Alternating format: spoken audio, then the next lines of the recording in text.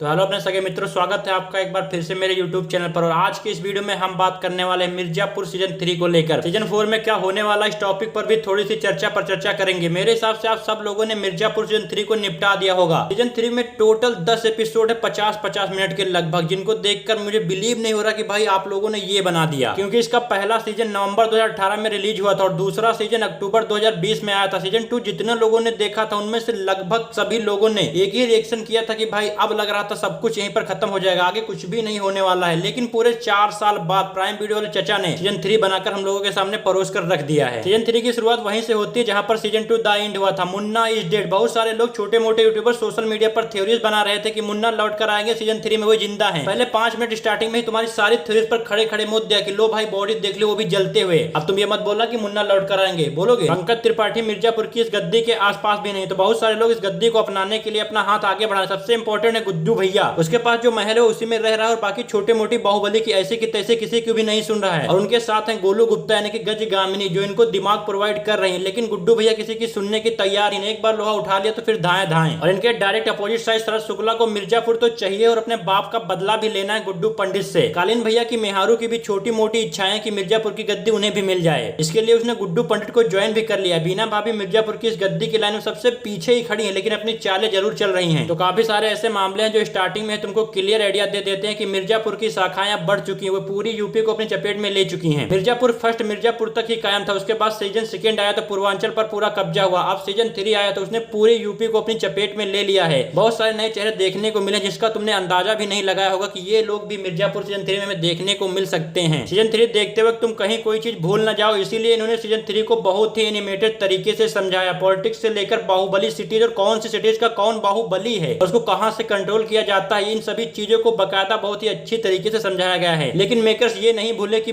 हमारा फोकस मिर्जापुर ही था, मिर्जापुर ही है और मिर्जापुर ही रहेगा, जिसकी वजह से सीजन 3 तुमको बोरिंग नहीं लगेगा। सीजन 3 बोरिंग तो नहीं लगा, लेकिन उतना मजा नहीं आया जितना कि सीजन 1 और सीजन 2 में आया था। क्योंकि सीजन 3 में मुन्ना भैया नहीं है। फैन फेवरेट कैरेक्टर की बात करें तो दद्दा त्यागी इस रिटर्न, जिनकी गालियां सुनकर मुझे पता नहीं क्यों अंदर से बहुत मजा आता। दद्दा त्यागी प्लीज एक बार वो मारिए ना। मिर्जापुर की सीरीज का जो सबसे मेन कैरेक्टर है वो है गुड्डू पंडित का। बंदे का कैरेक्टर मुझे बहुत ही ज्यादा पसंद आया। सबसे पहले इस बंदे को बदमाशी में मजा आ रहा था, ये बदमाशी में उतर आया। इस बदमाशी के चक्कर में उसे बहुत बड़ा पर्सनल लॉस चुकाना पड़ा, जिसके बाद इसको चाहिए थी मिर्जापुर की गद्दी, जिसे पाने के लिए इस बंदे ने कत्ले आम किया और कत्ले आम करते हुए इसे बहुत बड़ा ही अपना पर्सनल लॉस उठाना पड़ा। और अब इस मिर्जापुर की गद्दी को बचाए रखने के लिए इसे और भी अपना पर्सनल लॉस चुकाना पड़ा। लिटरली इस बंदे को ना भस्मासुर बोला गया है। जिसके पास भी ये बंदा है या फिर जिसके पास भी ये चला जाता है, जिसको भी छू लेता है, वहां पर तुम अंदाजा ही नहीं लगा सकते कि क्या भी हो सकता है। ये बंदा जहां पर खड़ा हो सकता है ना जिसके साथ, उस बंदे को ये यकीन भी नहीं हो सकता कि यहाँ पर कब हथगोला या फिर कब गोलियां चलने लगेंगी। तो इसीलिए मिर्जापुर की सीरीज में गुड्डू पंडित के कैरेक्टर को